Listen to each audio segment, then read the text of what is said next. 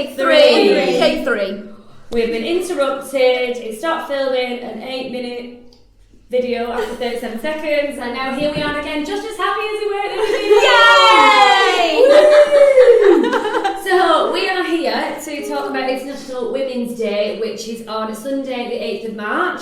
As everyone knows, we are a group of only women. Well, that doesn't mean that we are sexist. We haven't played someone either. But she is also a female. We're not sexist, it's just anyway, we'll talk about this in a bit. We are all about equality, but we're all feminists, and this day is really, really important to us. It's a massive celebration, so we just want to talk to you about why it's important to us. So I think Laura's going to start you off again for the third time. This is brand new information.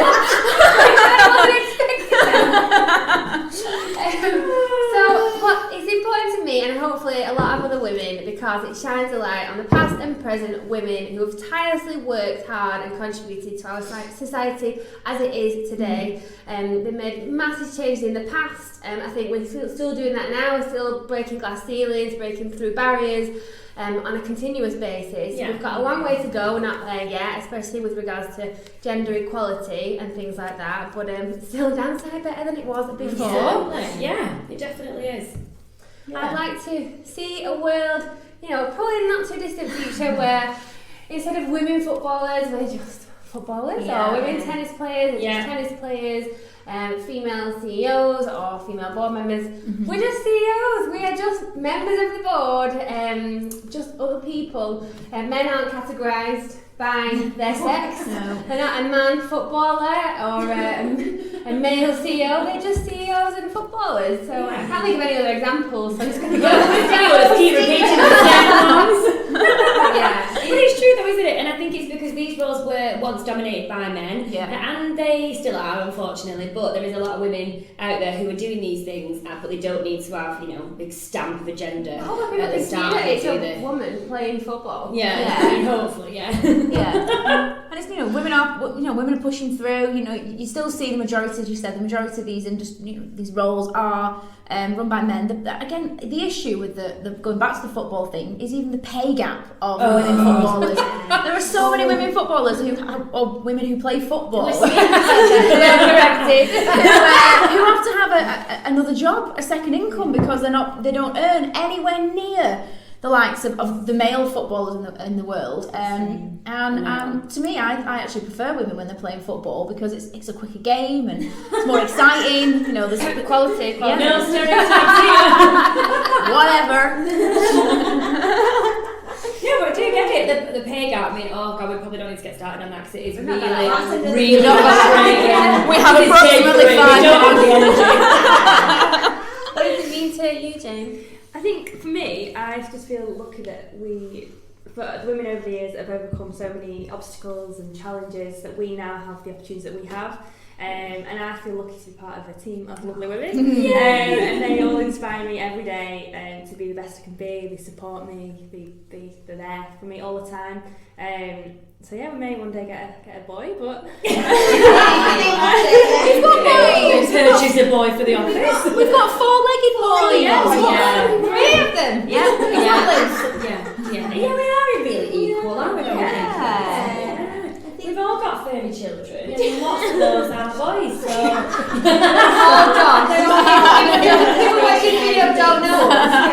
Just hair children. There is nothing wrong with body hair. International Women's Day. I know, I think touching on what Jane said as well, I think this year at Fresh we all voted, but rather just voting for the majority or what everyone else is voting for, or what our mum and dad's voted for, which we only used to do. That's because she voted for us. We had no choice. But I think that's illegal. That didn't happen. We really utilise what has been women fought for over the years for us. We all researched it, we swatted up, we all voted individually for the parties that resonated the most with us. There were some similarities, but there were a lot of differences as well. And that was a really standout moment for me, that we all did it. And I just love to think that there's other groups of females, whether they work together, whether they're friends, and, you know, obviously other people. But obviously International Women's Day is about international women, and the fact that one of the reasons is we can now vote, and we should absolutely utilise that right. So that made me happy this year. I think for me it's just a day of celebration. It's celebrating everything that women have overcome, and that they can be proud and open, and you know, they can be whoever they want to be now. They can vote, they can do whatever job, they can be whoever they want to be in their personal and private life and professional life, and it's just about celebrating how far we've come and celebrating all there is still to come. Definitely. It's exciting, isn't it? I think it is really exciting. Absolutely.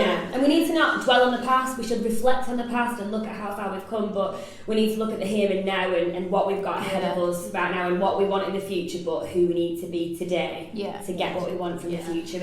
And also to kind of touch a bit on feminism, which I do think is a little bit of it's one of those words that people just say, oh, they're eye roll and just think, burn your bra. I've definitely been told that a lot of times. But people, I've just said I'm a feminist, which I just don't go around saying, I'm a feminist.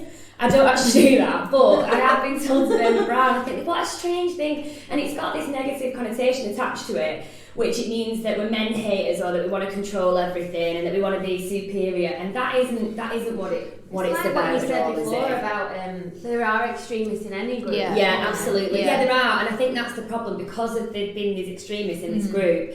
They've turned it into, well, I suppose we're allowing them to turn it into that, and it's about, let's leave that in the dark and shine a light on the fact that it's about equality. The whole reason that we've got International Women's Day, we've got feminists, is because we didn't have those equal rights. It's not that we want to be better, it's just that we want equal opportunities. That is literally it. And like what you said about not just dwelling on what happened in the past, and what we're doing now in the present as a collective, and what we'll do in the future. And that gets me onto one of the quotes that we were thinking about in terms of what resonates with us for International Women's Day. And one is by Mother Teresa, and she says that I alone cannot change a world, but I can cast a stone across the water to create many ripples. And that resonated with me because it's a constant ongoing thing, working together to bring women together, to lift each other up, to enable each other, to facilitate each other, achieve our dreams and whatever is out there, that we want to do, that we want to achieve. And I think it just makes me think of us all standing together as a collective. It gives me tingles and everything like that. And we cannot make a change, but together, let's stop bitching about each other and knocking each other down and being jealous of each other. Let's stand together and celebrate each other. But also, with that said, there comes quite a lot of pressure as well. So there's pressure to be a really good feminist, and pressure to make sure that you're doing everything that you could possibly do because people have fought for you. No, you've got to just do what feels right for you ultimately. It's a personal thing. And a podcast that I really like to help with this is The Guilty Feminist, which is available on all, all pod stores. On all pod stores. Like Laudable. I do not want to be biased to anyone. But this is really good because it's all about being a feminist, but also, doing things, because you could shave your legs and think that you're a terrible feminist, and that's ridiculous. If you want to shave your legs. Nobody's going to judge you for that. But it's about being able to be a feminist and understand what that means, but also to be yourself and to relieve that pressure. So if you want a really good laugh, 60 minutes of just, it's just amazing. Just go and watch it. Go and watch or listen to it. It's absolutely fab. Brilliant. Has anybody else got any quotes? Because one of my quotes, similar to what you were saying about us all coming together, is that it's obviously when women get together, incredible things happen, and women are a force to be reckoned with, and you see that. Absolutely, but the one of the biggest issues is that we actually see that from a negative side. So when women get together. You see that hysteria, and the bitchiness, and all these things that a lot of potentially men will associate with women, and they'll generalise with women, and a lot of women actually just almost live up to that And we shouldn't be doing. We should be knocking that down and believing in each other and lifting each other up and supporting each other. I was at an event today and there were 2 tables, a networking event. There was 2 tables, and it was just women all sat together, and it almost felt cliquey. And I then felt and I felt uncomfortable going and sitting on that table, because I didn't really know many of them or any of them. So I ended up sat in the back of the room on a table with 5 men. So, I mean, that's where I felt most comfortable, which I'm not sure what that says about me, but I know, and it's just a case of supporting each other and not knocking each other down and being judging positive. each other. Yeah. Compete against and make it like it's not a nice game, No. is it? No, it really isn't. It absolutely isn't. Gets me on to like the female networking, like that's obviously not your bag. But it makes me sad that there is female networking and there's female only sections in the gym and female gym rooms within a gym because they've not got the confidence to go out into the gym or to mix networking, and that makes me sad. And I hope that we can again break down that barrier. Well, that's kind of the flip side to what you said. Yeah. But I've had that.